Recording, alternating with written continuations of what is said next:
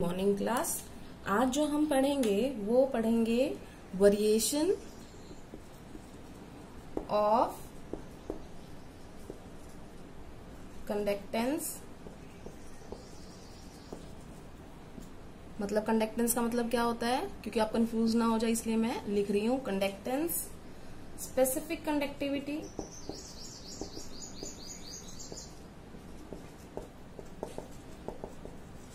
जिसको हम क्या बोलते हैं कापा, इक्विवेलेंट कंडक्टिविटी,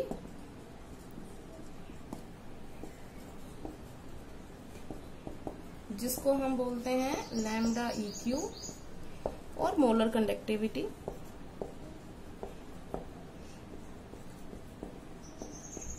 जिसको हम बोलते हैं लैम्डा एम। इनका क्या फर्क पड़ता है किस चीज से? जब हम क्या करते हैं सॉल्यूशन को डाइल्यूट करते हैं विद डाइल्यूशन। तो डाइल्यूशन का मतलब क्या होता है बेटा? Adding more water to the solution. जो सॉल्यूशन बना रखा है, फॉर एग्जांपल आपका 2 मोलर सॉल्यूशन है, आपने उसमें पानी डाल के उसको 1 मोलर सॉल्यूशन कर दिया, तो हमने क्या किया है? डाइल्यूशन किया है। इसका मतलब जो पानी डाल के हम उसकी जो कंसंट्रेशन है वो कम कर देते हैं, तो उसे हम क्या बोलते हैं? डाइल्यूशन बोलते हैं। ठीक है, तो डाइल्यूशन से इन तीनों चारों प्रॉपर्टीज में क्या फर्क पड़ता है? तो अगर जनरल में बोलूं, जनरली क्या होता है, for weak as well as strong electrolytes,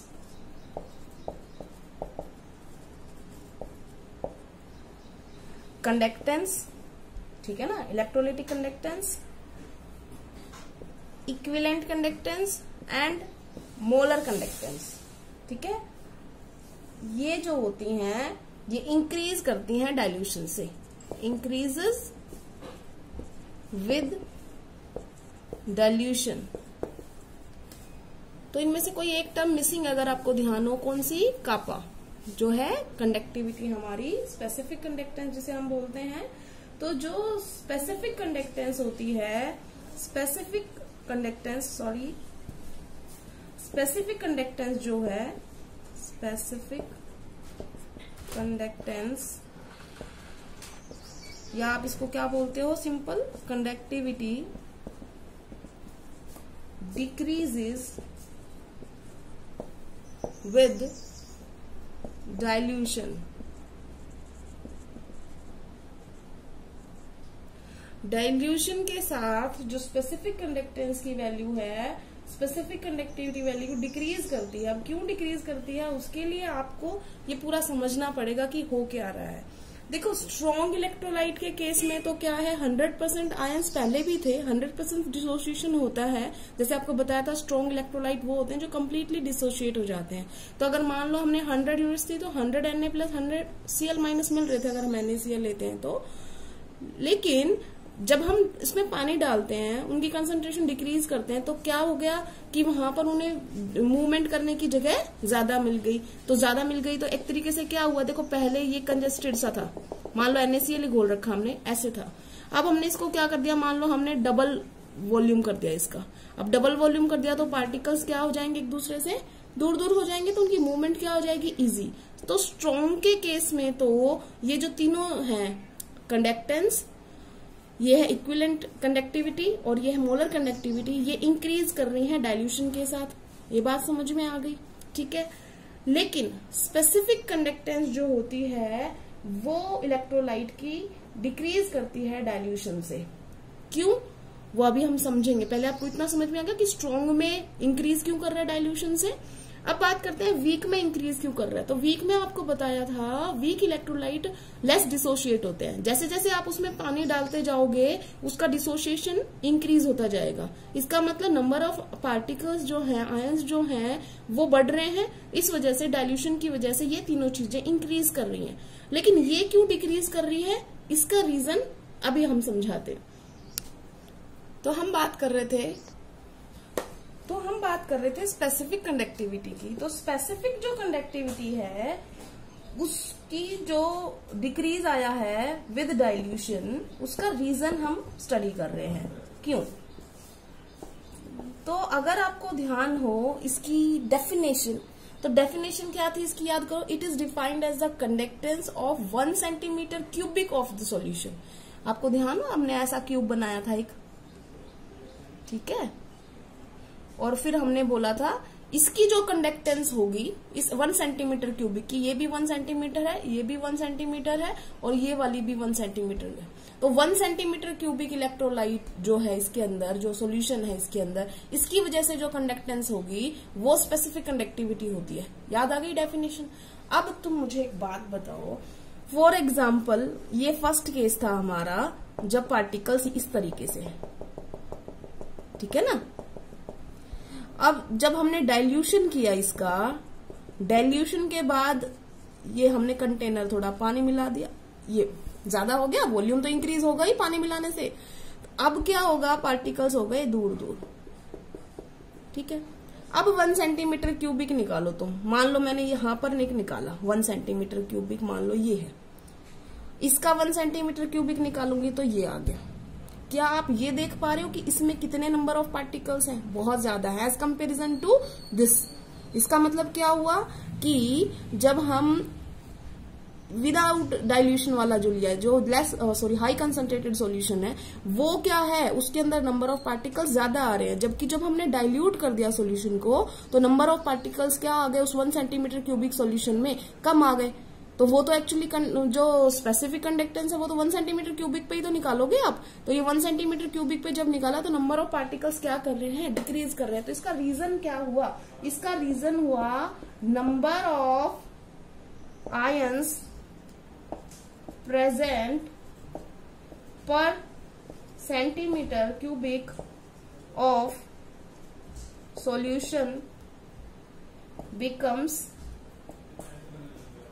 less and more less, या सिंपल लेस ऑन डाइल्यूशन कर दो, टिपिकल हो जाएगा आपके लिए, बिकम्स लेस ऑन डाइल्यूशन। जितना ज्यादा डाइल्यूशन आप करते जाओगे नंबर ऑफ पार्टिकल्स और घटते जाएंगे, तो स्पेसिफिक कंडक्टिविटी क्या होती जाएगी, डिक्रीज करती जाएगी, ठीक है। और अगर हम बात करें इसी के हिसाब से, हम बात करें कि ये वैल्यू क्यों बढ़ा रहे हैं, ये दोनों, इन दोनों की वैल्यूज जो है वो इसलिए इंक्रीज कर रही है डाइल्यूशन के साथ, क्योंकि इसका अगर रीजन बात करें तो इसका फॉर्मूला अगर आपको याद हो तो ऑटोमेटिकली काम हो जाएगा। फॉर्मूला इन दोनों का क्या था, याद करो एक बार, कापा इंटू में 1000 ओवर इक्विवेलेंट वाले में नॉर्मेलिटी था, और कापा इंटू में 1000 बाय इसमें मोलैरिटी थी। याद आ गया। अगर मैं आपसे बोलूं अभी इस वॉल्यूम के हिसाब से बताओ इसमें क्या हुआ, तो ये क्या है, नॉर्मलिटी, ग्राम इक्विवेलेंट्स पर वॉल्यूम। तो वॉल्यूम कहाँ आएगा, यहां पर आएगा, इसके बिल्कुल सामने। तो अब तुम बताओ वॉल्यूम यहां पर कम था या यहां पर कम है? भाई पानी मिलाने से तो वॉल्यूम क्या हो गया, बढ़ गया। तो यहाँ की वैल्यू, यहाँ पे जो वॉल्यूम आएगा, क्योंकि नॉर्मेलिटी क्या होती है, ग्राम इक्विवेलेंट्स पर लीटर ऑफ सॉल्यूशन, तो वॉल्यूम आएगा यहाँ पे। तो वॉल्यूम बढ़ा है तो इक्विवेलेंट कंडक्टिविटी भी बढ़ेगी। यहाँ पर भी वॉल्यूम बढ़ा है क्योंकि number of moles per litre of the solution होता है, तो नंबर ऑफ मोल्स बटे में यहाँ पे क्या आ जाएगा, वॉल्यूम। तो वॉल्यूम बढ़ेगा तो ये भी बढ़ेगा। अगर आपको मेरी बात समझ में नहीं आई फिर से, तो हम इसको थोड़ा सा और सिंपल करके लिख लेते हैं। नॉर्मेलिटी को आप क्या लिख सकते हो, number of gram equivalents percent पर लीटर ऑफ द सॉल्यूशन। तो ये वॉल्यूम क्या आ रहा है, डायरेक्टली प्रोपोर्शनल आ रहा है इक्विवेलेंट के। डाइल्यूशन से वॉल्यूम क्या कर रहा है, इंक्रीज कर रहा है, तो इसकी वैल्यू भी क्या करेगी, इंक्रीज करेगी। और इसी तरीके से मोलैरिटी में यहाँ नंबर ऑफ क्या आ जाएंगे, मोल्स आ जाएंगे, सेम वही चीज आएगी। इसका मतलब ये दोनों इंक्रीज करती हैं डाइल्यूशन से, वेयर एज जो कापा होती है वो डिक्रीज करती है विद डाइल्यूशन से। बात समझ में आ गई। तो ये अब की बार क्विज में भी ये क्वेश्चन पूछा था, तो ये 1 नंबर के क्वेश्चन में आराम से आता है, तो आपको समझ आ गया होगा आई थिंक। उसके बाद हम आते हैं दूसरे टॉपिक पर। तो जो हमने पढ़ा है, अगर हम इसको मोलर कंडक्टिविटी की बात कर रहे हैं बेटा हम, कि मोलर कंडक्टिविटी का क्या इफेक्ट होता है विद कंसंट्रेशन, ठीक है ना। मोलर कंडक्टिविटी का कंसंट्रेशन के साथ क्या वेरिएशन है, ठीक है ना, ये हम स्टडी कर रहे हैं अब यहाँ पर। तो मैं लिख देती हूँ यहाँ पे फॉर स्ट्रॉन्ग इलेक्ट्रोलाइट्स, यहां पे क्या आ जाएगा, फॉर वीक इलेक्ट्रोलाइट्स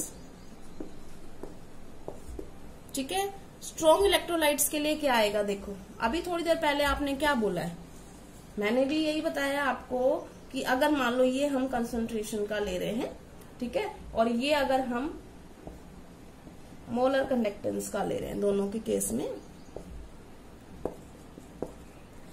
तो जब हमने ये ग्राफ प्लॉट किया तो स्ट्रॉन्ग इलेक्ट्रोलाइट्स के लिए क्या आएगा भाई, जैसे जैसे आप डाइल्यूशन करोगे मोलर कंडक्टिविटी इंक्रीज करनी चाहिए। बेटा जब हम डाइल्यूशन करते हैं तो कंसंट्रेशन क्या करती है, डिक्रीज करती है ना। जैसे आपका 2 मोलर सॉल्यूशन था, आप उसमें पानी मिलाओगे तो कितना बनेगा, 1 मोलर, और पानी मिला दिया तो 0.5 मोलर, मतलब कितना डिक्रीज कर रहे हैं। इसका मतलब हमें कहाँ चलना है, इधर। जब हमने डाइल्यूट किया तो स्ट्रॉन्ग इलेक्ट्रोलाइट में क्या होता है, स्ट्रॉन्ग इलेक्ट्रोलाइट में ऐसे आता है कर्व। तो इसका मतलब क्या हो गया कि यहां पर एक स्ट्रेट लाइन सा आ रहा है ग्राफ। तो इसका मतलब जैसे जैसे आप डाइल्यूशन करते जा रहे हो वो कंसंट्रेशन डिक्रीज करती जा रही है, तो क्या हो रहा है, उनकी मोलर कंडक्टिविटी जो है इंक्रीज करती जा रही है। अगर हम वीक इलेक्ट्रोलाइट के लिए बात करें तो उसकी देखना आप कैसा होता है, जैसे जैसे आप अब उनकी कंडक्टेंस क्या है, देखो स्ट्रॉन्ग की तो पहले ही ज्यादा होती है तो थोड़ा सा इंक्रीज हुआ है। यहाँ पे क्या होती है, उनकी कंडक्टेंस बहुत कम होती है, मोलर कंडक्टिविटी है ना बहुत कम है, इतनी है। लेकिन जैसे जैसे आप डाइल्यूट करते जाओगे, उसको डाइल्यूट करते जाओगे तो ये आ जाएगा ऐसे, इस टाइप का ग्राफ, ठीक है। तो इस टाइप का ग्राफ आता है वीक इलेक्ट्रोलाइट के लिए, इस टाइप का आता है स्ट्रॉन्ग इलेक्ट्रोलाइट के लिए। तो इन कर्व से आप क्या समझ पा रहे हैं, कि ये समझ पा रहे हैं कि शुरुआत में ही स्ट्रॉन्ग इलेक्ट्रोलाइट की तो कंडक्टिविटी ज्यादा होती है, बस डाइल्यूशन से इंक्रीज होती है। यहाँ पर पहले बहुत कम होती है और फिर जैसे ही आप कंसंट्रेशन उसकी डिक्रीज करते जाएंगे, डाइल्यूट करते जाएंगे, तो वो बहुत बहुत ज्यादा इंक्रीज हो जाती है, ठीक है। तो ये हमने पढ़ा। ये जो वेरिएशन है ये एक साइंटिस्ट हुए थे जिन्होंने इसे स्टडी किया और फिर उनके नाम से ही इनका वो नाम दे दिया गया। डिबाई हकल ओन सागर जो थे उन्होंने ये दिया था। तो ये पूरा जो माना जाता है, जो मैंने ग्राफ प्लॉट किया है, ये ग्राफ कौन सी इक्वेशन पे डिपेंड कर रहा है, तो मैं अगर करना चाहूँ यहाँ पर, तो वो जो डिबाई हकल ओन सागर इक्वेशन, तो वो कौन सी है इक्वेशन है बेटा, कि मोलर कंडक्टिविटी किसी भी कंसंट्रेशन के ऊपर, मोलर कंडक्टिविटी किसी भी कंसंट्रेशन के ऊपर जो होती है वो होती है molar conductivity eight infinite dilution. ये होता है बेटा जिसमें नोट आ गया ना, इनफाइनाइट डाइल्यूशन माइनस A√C, ठीक है।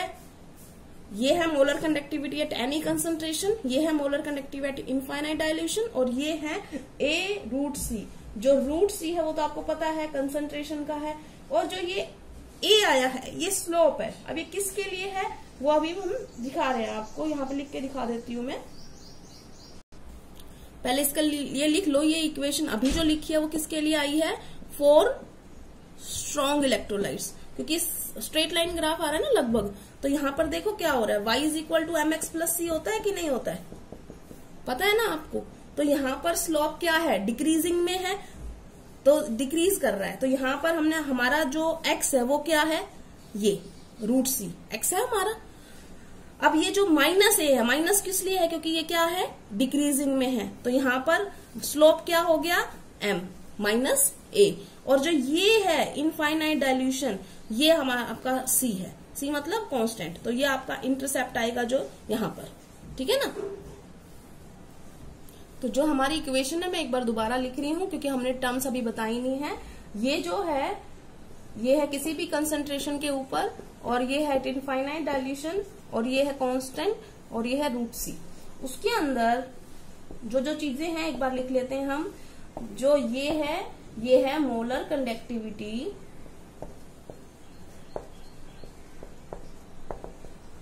Of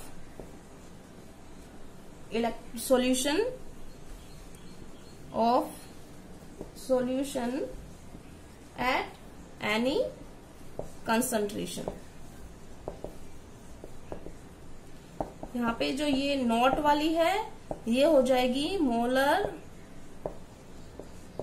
conductivity of solution at infinite dilution. जो C है वो क्या है बेटा, कंसंट्रेशन ऑफ सॉल्यूशन। जो A है ये कांस्टेंट है, ये डिपेंड किस पे करता है, नेचर ऑफ इलेक्ट्रोलाइट या टाइप ऑफ इलेक्ट्रोलाइट, आप ये कह दो। कांस्टेंट है, depend upon type of electrolyte. अभी मैं टाइप ऑफ इलेक्ट्रोलाइट जो बोल रही हूँ वो किस हिसाब से बोल रही हूँ, टाइप का मतलब क्या होता है बेटा, यहाँ पर जो A की वैल्यू है, A वैसे कांस्टेंट है लेकिन एक टाइप के लिए उसकी वैल्यू कांस्टेंट है। अगर सॉल्वेंट भी सेम ले लिया, अगर मैं लिख रही हूं at same temperature and solvent, अगर टेम्परेचर भी सेम है और सॉल्वेंट भी सेम है, तो अगर सेम टाइप होगी इलेक्ट्रोलाइट की तो उसकी A की वैल्यू भी क्या आएगी, सेम आएगी। अब टाइप का मतलब मैं आपको समझाती हूँ। जैसे NaCl है तो NaCl कौन सी टाइप की कैटेगरी में है, 1,1, ठीक है ना। अगर मैं बात करूं KCl है तो देखिए वैलेंसी निकाल लो, सॉरी इनके आयन कितने बनाएंगे तो कितने इलेक्ट्रॉन का लेन देन करता है, ये कितना का करता है, 1, ये कितने का करता है, 1, ये भी 1 और 1। तो अगर इनका टेम्परेचर सेम है, सॉल्वेंट सेम है, तो इन दोनों की वैल्यू A की भी क्या होगी, सेम होगी, ठीक है ना। डिफरेंट टाइप का कैसे होगा, जैसे हमने एग्जांपल ले लिया एक BaCl2 और एक ले लिया मान लो हमने कैल्शियम Cl2, तो यहाँ इसकी जो वैलेंसी है वो कितनी है, 2, इसकी कितनी है 1, इसकी कितनी है 2, इसकी कितनी है 1। तो ये दोनों कौन सी टाइप के हो गए, सेम टाइप के। तो अगर सारी चीजें सेम रखेंगे तो इनकी वैल्यू क्या आएगी, सेम आएगी A के लिए। अब मेरे को बताओ किसकी वैल्यू सेम, अगर सेम टेम्परेचर प्रोवाइड किया गया और सेम सॉल्वेंट प्रोवाइड किया गया तो किसकी किससे मैच करेगी, NaCl, KCl, CaCl2, BaCl2, BaSO4, MgSO4। तो आप बता सकते हो किसकी किसके साथ A की वैल्यू सेम होने वाली है। देखो इन दोनों की सेम होने वाली है, 1,1 वाला है, ये वालों की सेम होने वाली है, 2,1 वाला है, इन दोनों की सेम होने वाली है। इन दोनों का क्या है, B है 2 है, बेरियम है 2 है, 2, इसका भी 2 है, इसका भी 2 है, 2। तो इनकी वैल्यू सेम होगी, इन दोनों की वैल्यू सेम होगी और इन दोनों की वैल्यू सेम होगी, ठीक है ना। तो A डिपेंड करता है टाइप कौन सा इलेक्ट्रोलाइट का। तो ये 1,1, 2,2, 1,2, 2,1 ये टाइप्स होती है इलेक्ट्रोलाइट की, ठीक है। अब हम आते हैं, तो अगर आपने अभी याद हो, आपने अभी मोलर कंडक्टिविटी का ग्राफ देखा था, molar conductivity of weak electrolyte अभी देखी थी आपने।